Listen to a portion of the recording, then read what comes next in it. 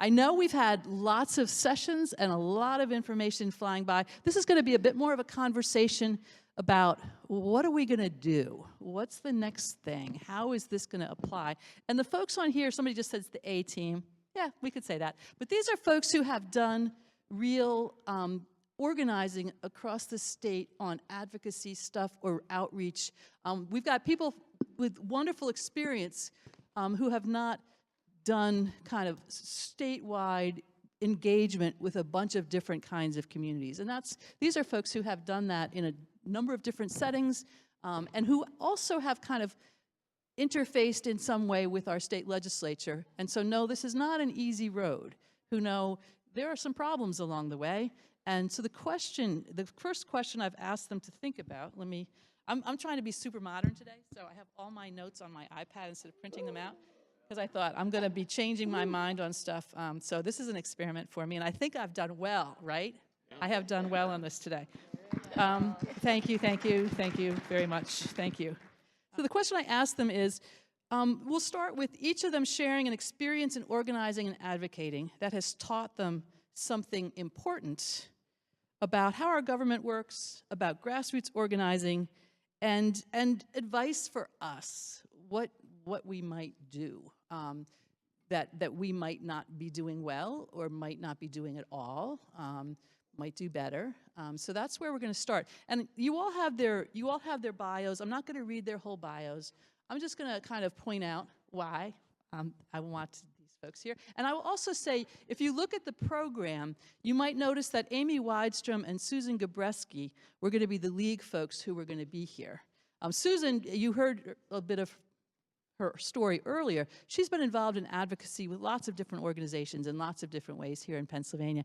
She and Amy both have families. They both have a lot going on, and they both came and said, Carol, we really need to go home. And I said, family always comes first. That's our motto, family comes first. And Stephanie very graciously agreed to step in for the league and talk about her engagement. And Stephanie's engaged with a lot of different communities that we really need to engage with. So thank you, Stephanie, for being flexible and for stepping in. We're going to start, though, with Brandon Flood. And Brandon's worked in a number of different capacities and seen our legislature from a number of different angles and seen our work. He, as I said, he was legislative director for the NAACP for a number of years. He worked with CeaseFirePA on gun safety issues, facing into a legislature where the House committee chair said there will be no gun safety bills as long as he is, you might have been planning to say that, and you can certainly say it again. It's worth saying it again. Stole my thunder. No. Forget that I said that. But to me, it's worth saying about 5 times that a committee chair can simply say, we will not consider this ever, when huge numbers of the state want you to consider a thing. It's still unbelievable to me. So he's seen it from that side. And then he was also working with the parole pardon board, which is a different population, a different angle, a different part of government, but also brings that to us. So Brandon, we want you to tell us a little bit about something that you've done that has given you insight and help us to think about how we can do our work better. Well, I think what dovetails with the last session that we had, we talked about DEI, we talked about language, right? We talked about translative services, but I think language matters when we talk about policy too, right? That's one thing that I've seen, especially in my previous role as Ceasefire's lobbyist, is that, it may surprise many of you in this room to know that I am a gun owner and a Republican, right? So I'm probably one of the few in here. Be careful with that. Be careful. But part of me even joining Ceasefire was I wanted to bring them a little bit center, right? Ceasefire has been around for 21 years, known as a very progressive gun violence prevention advocacy organization, and a lot of people viewed them as gun grabbers because of that language. Again, especially when we talk about those that own guns, especially legislators. So again, we're not saying to deviate from the policy or to water the policy down to the extent that it doesn't have the desired outcome. But for some people, right, to have that conversation, you need to be able to draw them in and make them feel comfortable, right? And make it feel like this is a two-way conversation. So that's something that I think in my role, one of the things, now it's a partial victory that this past session, you talked about, we had the one benefit of redistricting is that the House chamber, the Democrats have control of the House chamber, so we've seen a number of gun bills. Clap it up. they maintained it again. It's a one-member majority, right? So, we were still able to get 3 firearm safety bills out of the chamber, but there was one bill in particular that I could make claim to, is that the first gun safety bill that had both a Republican and a Democrat probably in the last 15 years. Now, he ended up jumping off the bill when it ran on the floor, but the bill had to do with electronic records of sale firearms. So if anyone here owns a firearm, if you go to the store, you purchase a firearm, statute dictates that that store owner has to, once you fill out that form, that they have to transmit that to the state police within 14 days. So it's a paper-based system. As we know, with paper-based systems, especially coupled with this government, makes for backlogs, right? Or where the transmission of information doesn't happen in a speedy manner. So if you have a gun, or you have someone that has possession of a gun whose status changes, or has possession of a crime gun, it may take you 6 months for this. With that paper system, it may take 6 months for the state police to realize that, hey, this person shouldn't have that gun. Whereas if you're transmitting that electronically, obviously quicker turnaround time. Sounds simple, right? Sounds like this is something that we should be doing, and all government functions, and getting rid of paper to the extent that we can. However, this is where the language matter piece comes in, right? Because you had some folks saying that, hey, this sounds like a registry.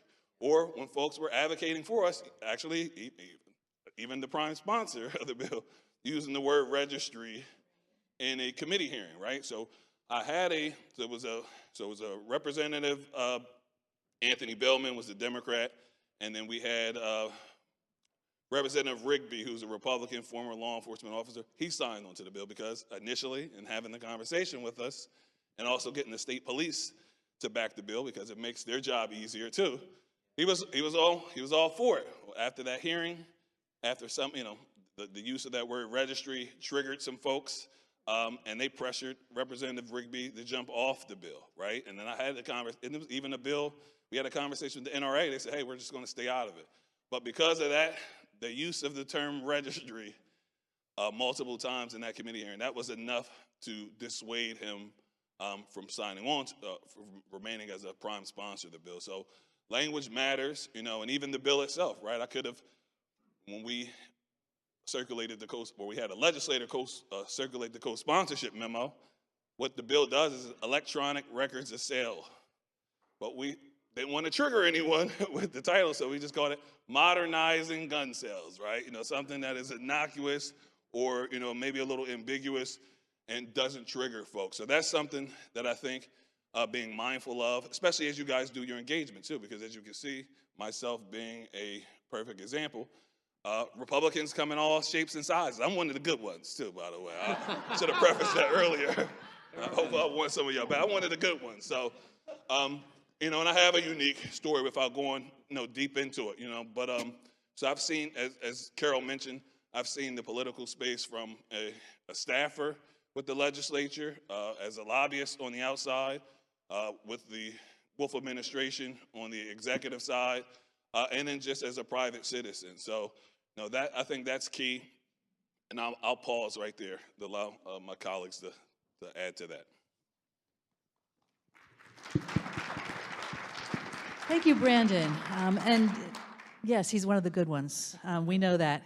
Stephanie I have the honor of meeting her just today, but she has an amazing story. We're not going to go into it because we want to keep our time tight. But I will say that she spent 6 years in South Korea after leaving China, and then has been here for 9 years, and somehow in that time has mastered the language, mastered the culture, mastered the voting systems, and mastered outreach to minority communities in a phenomenal way. So Stephanie, tell us just briefly an anecdote of your engagement and what you learned from that might be helpful to us as we do our redistricting reform work. Thanks. Thank you. Talking about my experience in this field, one of my lifetime honors is spearheading the progress of Pennsylvania election system from bilingual to trilingual, adding the first Asian language Chinese into the system starting from 2022. See, I have a note. And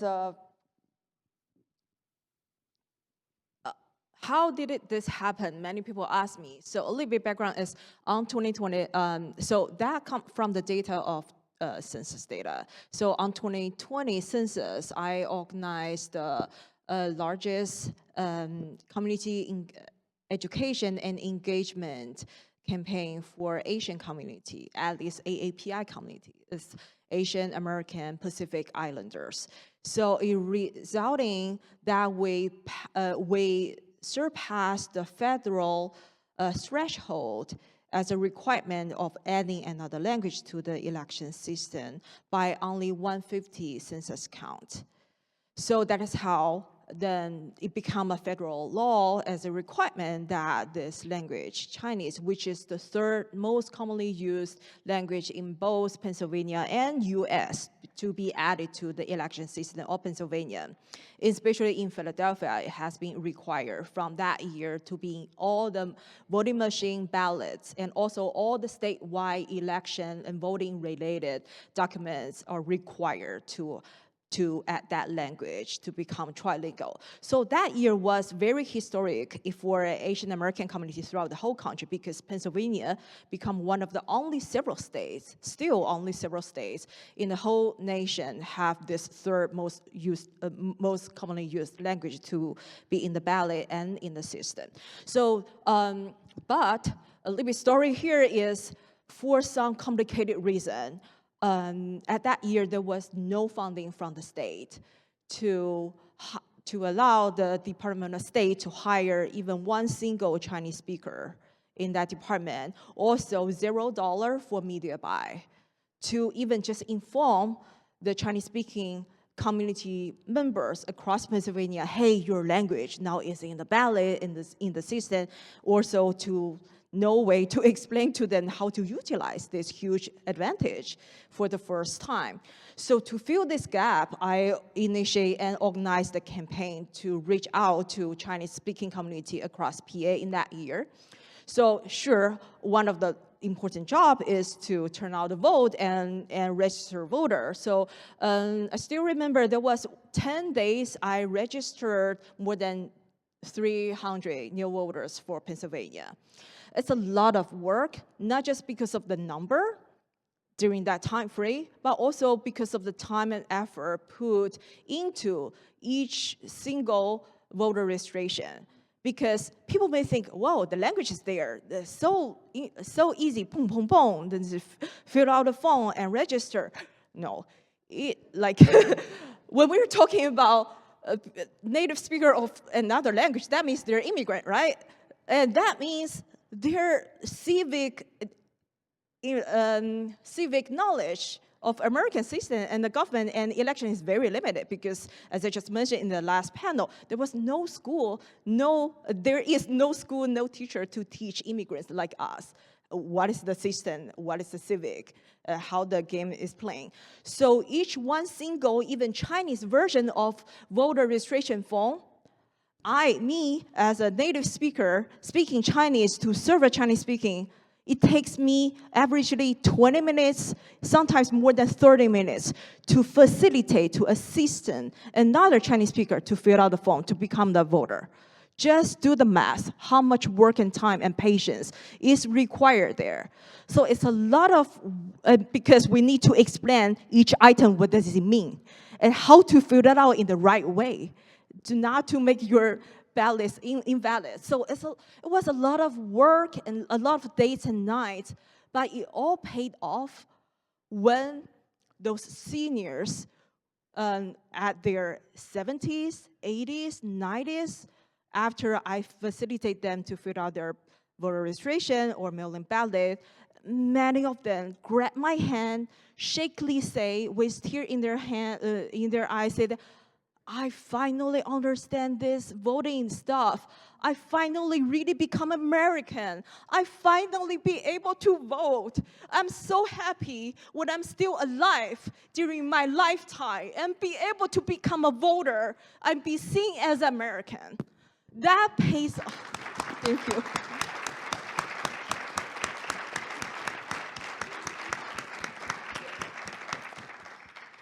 So there is a reason why there's a huge disparity about lack of the resource and effort to serve those most vulnerable people, because it takes much more heart, care, patience, and time and effort.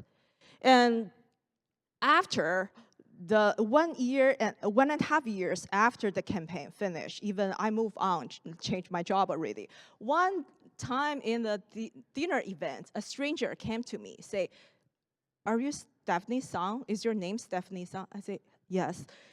She said, "People at my table told me you're Stephanie Song. Have you been to so-and-so senior center?" I say, "Yes." And the lady said, "You're so well known in our family." I said, "Well, I hope in a good way." And she said, all of a sudden, one time, sometime last year, my mom came home so excitedly to say a lady who named Stephanie Sung came to our senior center again and again to tell us the Chinese languages there and tell us how important to vote, how to vote, and help us to fill out the ballot and organize the free buses to take us to the drop box to vote. And she said, "My mom was over 70 years old already. Surprisingly, all of a sudden, she became so enthusiastic about voting. She literally forced each of our relatives to register to vote. Our family had never thought about voting, but it ended up last year, our whole family, we all vote." I said, "Wow, and I hope your mom is doing well." And she said, "Yes, she's doing very well. This year, she has been going out to our neighbors to ask them all register to vote and come out to vote." That nice surprise taught me, as Carol asked us, what taught me? It taught me that never doubt, when you're doing the right thing, never doubt the impact, because the impact will be always bigger than you can see, than you can imagine. You never know how many more lives you have touched and changed. So just keep your good faith and doing the right thing. Thank you.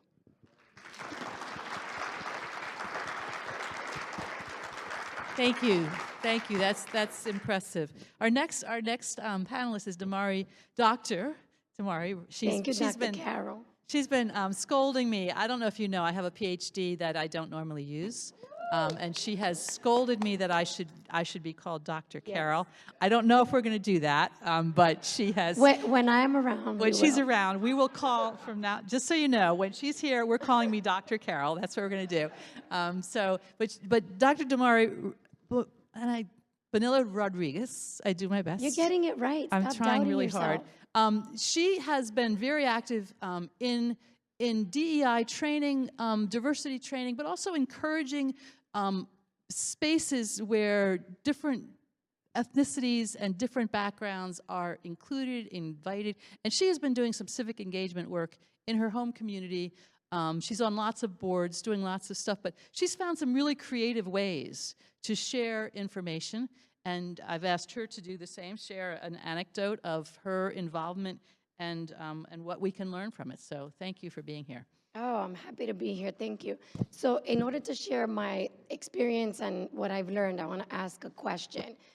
Raise your hand. How many people in the room, by a show of hands, identify as Hispanic, Latino, Latinx? Okay, I'm going to ask you to look around.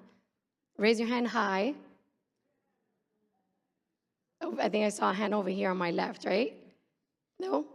Okay, so it's just me? Yes? Okay, that's often my experience. And whether it's in the education sector, whether it's in government, whether it's in, advocacy and community work, To be in the front of the room, to have the microphone, to be in the program, I'm often the only one or one of a few and the first. It is exhausting, right? As I hear my colleagues have already shared, I haven't heard your story yet, but I'm sure that you can pinpoint a time when doing the right thing, doing this hard work, this work that we're committed to doing, whether it's fair districts, whether it's voting, whatever work you're passionate about, it's exhausting. And add those additional dynamics, and you feel exhausted. So Carol's right, Dr. Carol's right. I have been creative about doing the work because we have to be, right? I was sharing with some of the participants in the previous session that I often get questioned, right? Why do we have to call you doctor? And the reason that I push for that is because, one, we need to know that there are opportunities to achieve certain levels within society that allows us to be bolder and to take the microphone when it's not given to you. And that's important for women, right? The work that you have been doing to get here, I've been watching over the years and always stay connected. And the reason that I'm committed to it is because you're committed to it, right? So being able to say, I'm doing this work as an individual, but I also have these credentials. Sometimes it's the only thing that gets you in the room. And when I get in the room, my work is about how do I give a voice to others? When I'm at the table, what am I doing with it, right? So sometimes, oh, you always have something to say, and I get called names. I'm arrogant, I'm rude. I was called a narcissist recently by someone who really is a narcissist, so that was funny. That was funny. It's always, people trying to process, and I say the work that I do is purpose work. I'm here on purpose, by purpose, for purpose, and I live with a sense of urgency. If I come here, I traveled from Bushkill today to get here. You're right, it's busy. I've had back-to-back events, and I'm going from here to Philadelphia because we have our ACLU PA board meeting tomorrow. And my family is with me. If I'm here and I've done all of that to get here and I don't say anything, what is the point? If I don't share something with you that will trigger for you, what do I do with this information after I leave here? When I wake up tomorrow, what am I going to do differently? What's the point? So my lesson, my learning in the work that I've been doing around civic engagement is reframing for individuals so that people understand from a very personal level, what does terminology mean? And my colleague is right when Brandon talked about the language, terminology. We often use terms that we hear, but also weaponize those. Sometimes we're so passionate that we'll say, how dare you not believe in DEI? You're a racist, or you're this, or you're that. And then people turn off completely because I'm not a racist. You put me in that space. And so when we use terminology, we have to be mindful to break it down for people, to define for people, to give examples, to ask questions so that we are encouraging each other to think, so that we're pushing each other. We may not agree. We may have come in disagreeing. We may leave disagreeing. But every time I have a conversation, I'm leaving with a little bit more information about how others are thinking about the same topics, how others are looking at the world, how I need to consider that in the work that I'm doing. If you're on my personal social media pages, which some of you are, you'll see that I am very political. Although I've talked about in the previous session, people don't want to be identified as political. I'm not political because politics is a dirty word. I'm very political because I have served in public office. I've run unsuccessfully for public office. I'm an appointed official, and I've been on the campaign trail since I was 14 with my local assembly member. And I know the power of being involved politically. But what I've done is use that knowledge and experience to get people to be civically engaged, because everybody is not going to run for office, and everybody should not run for office. And some people that are running and are in office should not be there, but that's probably another session, right? But what I want to leave you with today at the end of, I haven't been here all day. I kind of have a fresh lens, but I want to leave you with thinking about how can I use what I am doing. It's going to be different for all of us. You can have two people growing up in the same house with different views. One can be a Republican, one can be a Democrat. Growing up in the same house, my sister and I are. She's a police officer, and that's her view. And we grew up in the same house, but your experience is your experience.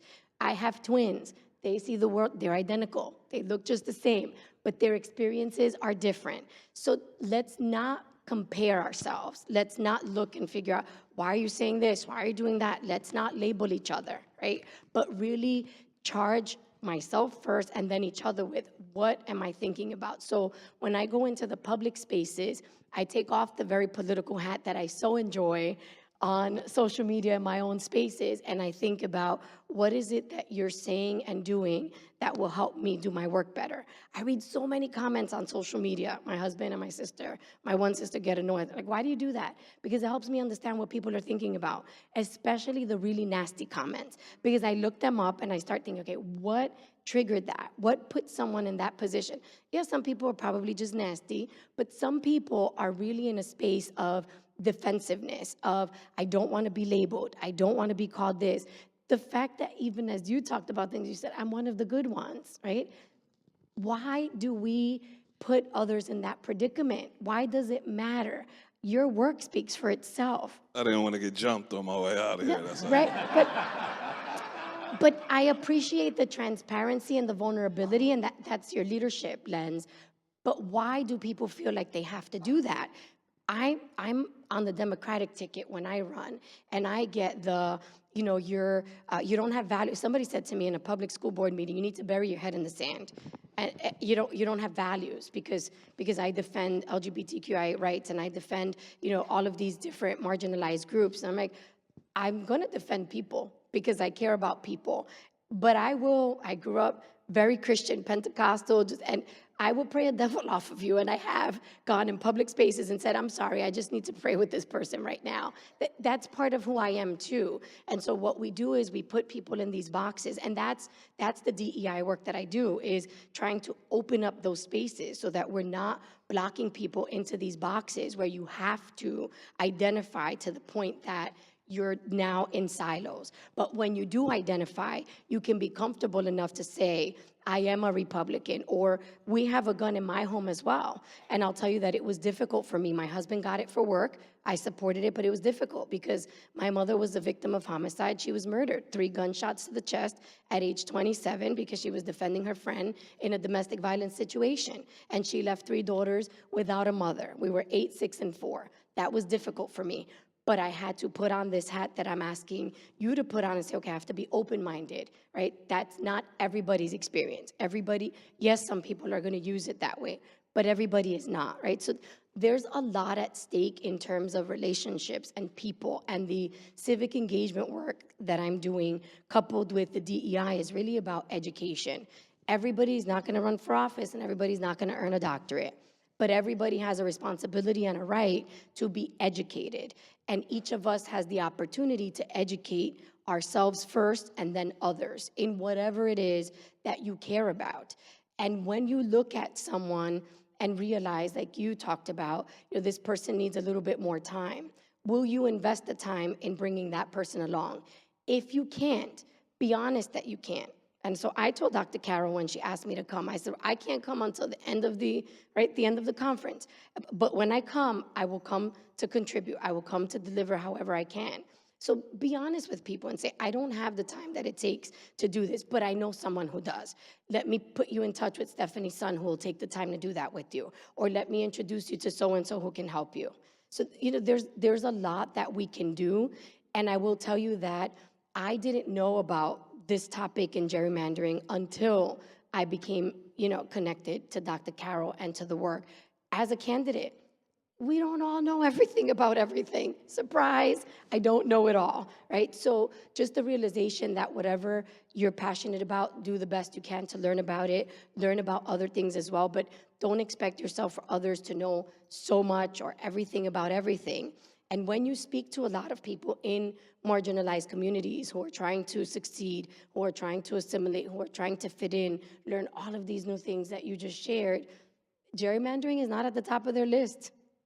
Surprise again, right? There are things that people are not thinking about. So we have to do the work as advocates and leaders in this space to introduce people to those conversations. And that's why it was key that Dr. Carroll was able to join us at the conference at the Latino convention, and we'll make sure that we engage you again and again to grow the conversation. And so the next time we have this conference, more people can raise their hand when I ask who else identifies in these ways. So thank you for the opportunity.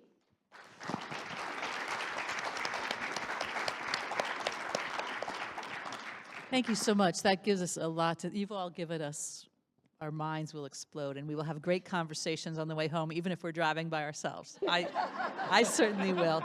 Our last on the panel is Tony Crocamo, and Tony has been a partner in this work and a friend since late 2016. He's one of the earliest adapters to this topic, and has contributed in a whole lot of different ways. But Tony comes from some other advocacy work, and he's going to share just a little bit of his.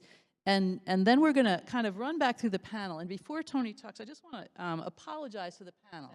The last question I had for them originally was to say, what do you think your most impactful contribution would be to redistricting reform in the days ahead?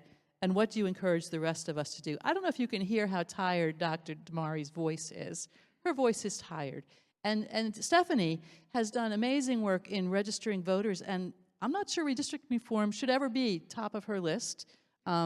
She's got other work to do, and Brandon as well. He's working right now with returned citizens who are trying to reestablish themselves, and that is incredibly important work. So I don't want any of the three of you to feel like you've got to do anything for redistricting. The fact that you're here talking with us is a contribution.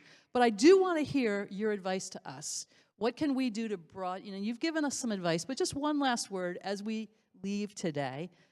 Just a last word of, here's something to carry with you, and you've told us some things already, but be thinking, is there one more thing you want us to carry with us as we go? I don't want to put anything on you, that this is your task. We all have tasks to do, and some of us carry the redistricting task really heavily. And some of you, I just want to say to you too, some of you say, my top thing is I'm leading this other group, doing this other work, I'm involved in this other thing, that's really important. What we're saying is, are there places where we can intersect? Are there places we can amplify each other's efforts? Are there places we could just learn from each other? I love what Dr. Damary just said about listening, and listening to, are there things that I can hear you say that will help me understand my work better so that I can help other people understand what I'm trying to accomplish? We need to be learning from each other, listening to each other, intersecting where we can, amplifying each other's work where we can. But we don't want anybody to feel like this is the top thing and this needs to be your top goal. No, no, no, no. Where can we work together? What can we learn from each other? How can we make our electoral system work better for all of us? And we all have different places where we intersect with that work and different tasks that we carry with us. So I'm asking you just to think of your last word of advice for us as we leave, but Tony's going to share a little bit of his experience, and then we'll run back through and hear our last words. I'm so relieved not to be the last thing between you and your ride home. Because you all would have said, we should have ended one speaker earlier. Anyway. But I got involved with Fair Districts PA in 2016, and around the same time, my wife and I got involved with a group called the Friends Committee on National Legislation. There's a local Quaker meeting house near us. We're not Quakers. Personally, I'm trending Buddhist, but we'll see how that works out. And we got involved with this group, and they taught a non-confrontational, they're Quakers, non-confrontational team approach to advocacy. You go as a team and you lobby legislators. Now, the FCNL, Friends Committee on National Legislation, works on federal level. So you talk to your congressperson and your senator, or staff typically, and they give an assignment for a year. And one year you work on a North Korean issue, and the next year you're working on another issue. And last year we're working on maintaining funding for 5 discrete peace-building funds, USAID and a couple other funds that were used through the State Department to help communities around the world solve problems. So one example, there was a village in Africa, and they were having a terrible problem with women being attacked in the evening, and this one fund worked with local people.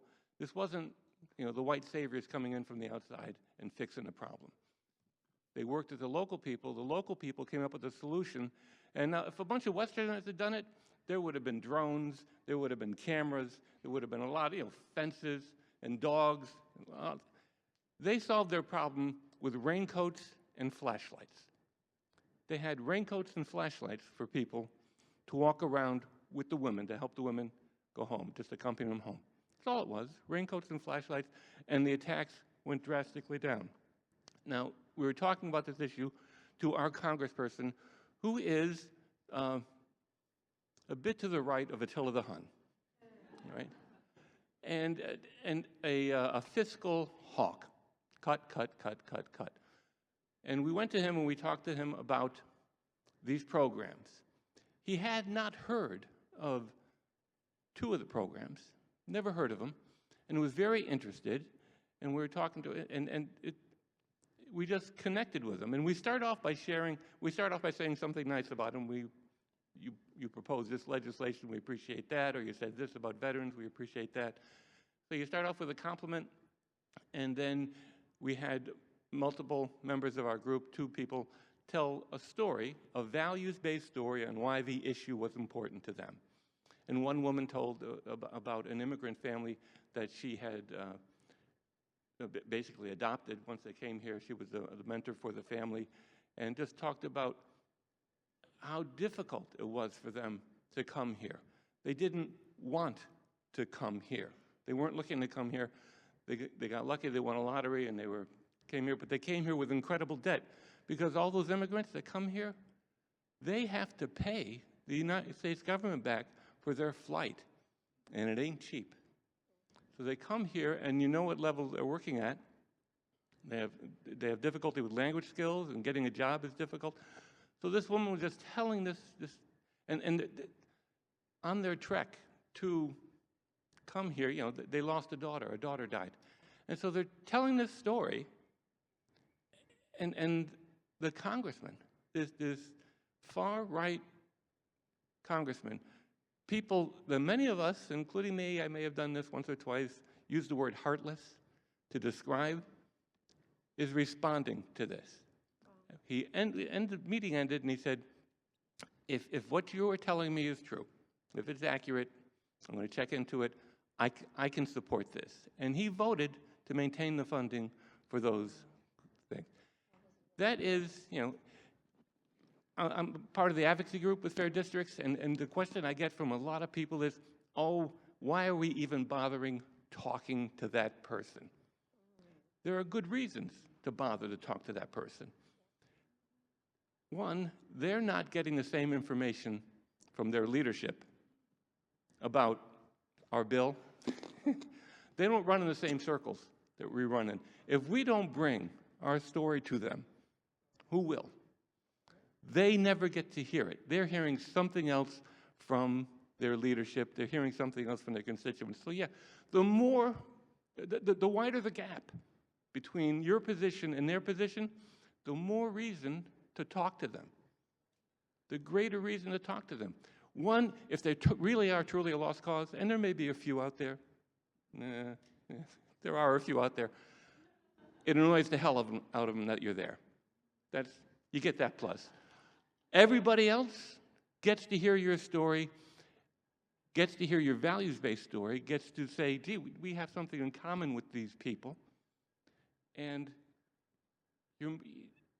there's an attitude that lobbying is an on-off switch. I'm going to go in there, and by the dint of my arguments and my logic, they are going to come over to my point of view. That's not the purpose of lobbying. The purpose of lobbying is to build a relationship, to get a connection, and any movement, however incremental, however difficult to measure, any movement toward our position is a win. That's all we need to do. We need to keep talking to them, keep bringing our story to them, and realizing that we do share a lot with people that we think are very different. We may have different paths, but we all believe in the same human values. So if you base your talk in values, you're going to make a connection, and it will be a win for whatever cause you're lobbying on.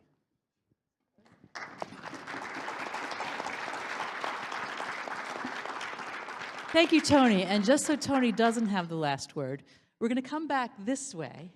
He's had his chance to tell you what he wants to tell you. Sorry, Brandon. We're going to come back this way, and Damary, Stephanie, and Brandon are each going to have just a minute or two. We don't have much time left, and I do promise we're going to end on time, because I know you have to get somewhere. And so they're going to take a minute or two and just a word or two of encouragement or advice that we can continue and carry home with us. Your choice. But well, Tony just a minute or triggered a two. whole lot for me, so I have 3 things I want to highlight.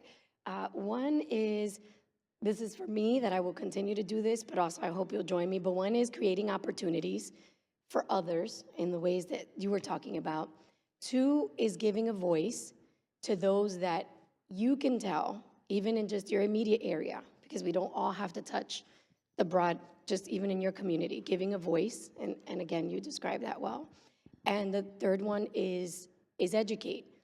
And what I've been doing differently since coming off the school board last year is doing more one-on-one educating. If my kids are hanging out with their friends, talking with the parents or guardians, talking with the adults, because I realize that people don't know a lot of things.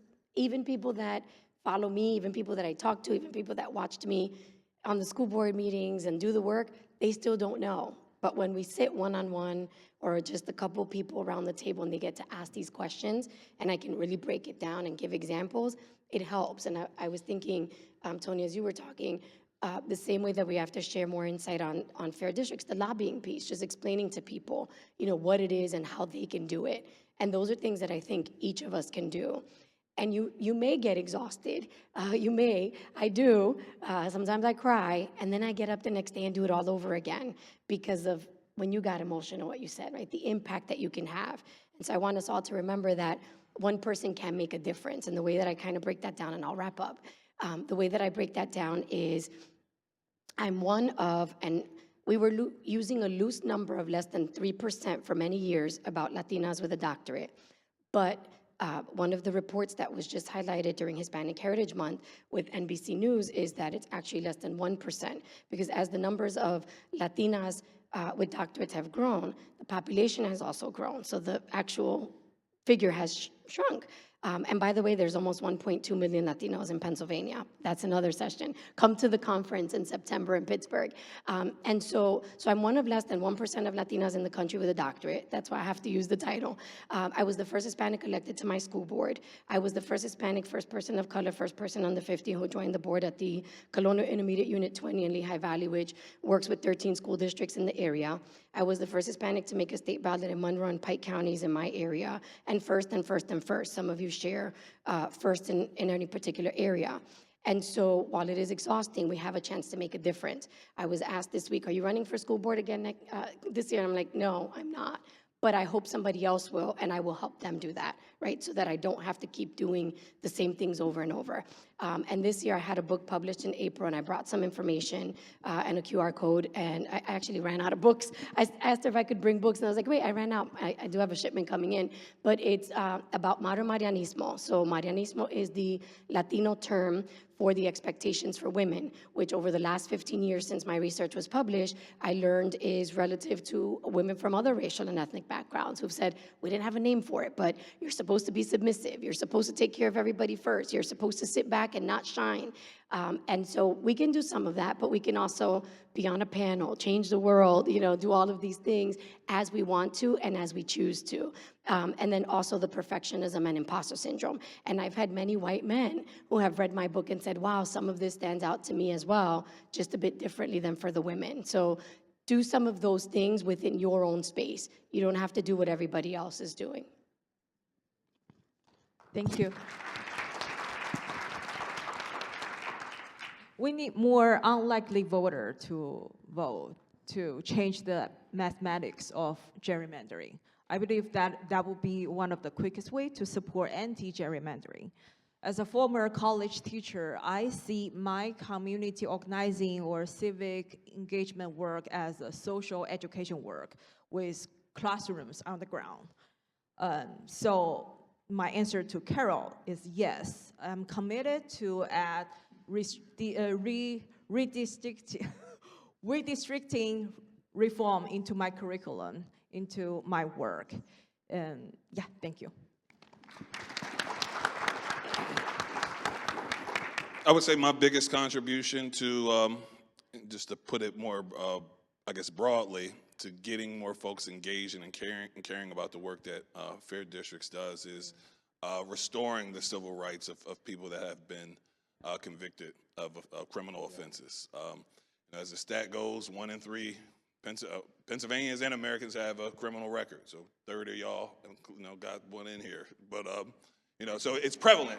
I say it to say that it's prevalent, and in many cases, when folks are convicted and they suffer the consequences of that conviction, as they call them, the collateral consequences, they no longer feel like Americans, right? Or if they're part of the fabric of this community, they feel like second-class citizens, right? And if they don't feel like they're part of society, then they're not going to be doing things that are conducive to society. So we talk about intersectionality, even getting, when we spoke earlier about prison gerrymandering. While certainly there was a victory and the Legislative Reapportionment Committee ensuring that prisoners that are incarcerated, that they're counted in their districts. There's still work to be done to codify that. There's still, and beyond that, beyond just representing their interests, getting reentrants to become engaged, right? To become more civically engaged. It may shock a few of you to know that before I was appointed to oversee the pardon board, I had to get a pardon myself too. So I'm speaking, so that's another perspective that I'm speaking from as a former ex-offender or a returning citizen, that for me being able to have my civil rights restored, whether that's firearms, whether that's my ability to enlist in the military, whether that's whatever, right? Travel internationally or vote, even though that's restored, upon you completing your sentence. Those are things that add an additional incentive to folks staying out of trouble, right? So, and not committing crimes and contributing to our economy. So it's all intersecting, and I think, so that's what I say my contribution is. Obviously, my contribution to Fair Districts would be helping you to engage that population however I can. Consider me at your disposal.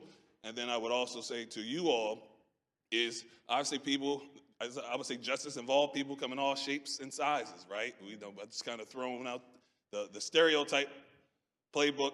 I threw that out completely, right, with the kitchen sink, because you never know who you're engaged with, and you never know who, and that even goes down to politics too, right? Most people, why you've seen some resistance from Republicans about even the whole prison gerrymandering situation is they feel like prisoners by default will vote for Democratic policies or liberal policies, and that's simply not true. So I think you guys have an awesome opportunity to do that. We spoke earlier. There's a vast amount of misconceptions about what rights people with convictions have and when can they vote and when can they not.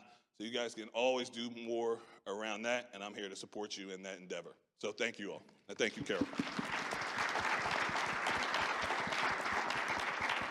Thank you all. I want to just, where can people pick up the information about your book? At the table outside. Okay, so the table outside, she's put some things. I have a signed copy to Dr. Carol, just saying.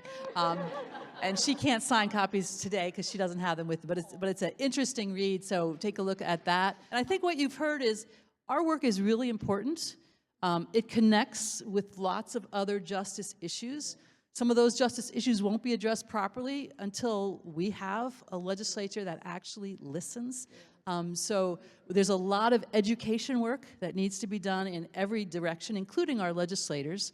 And I think a really thing that came through strongly here is we can't assume anything about the people that we're interacting with. We need to start from maybe they don't understand the issue. Maybe they don't know who we are. Maybe they don't know why this matters. Maybe they don't know why it matters to their own communities and their own constituents.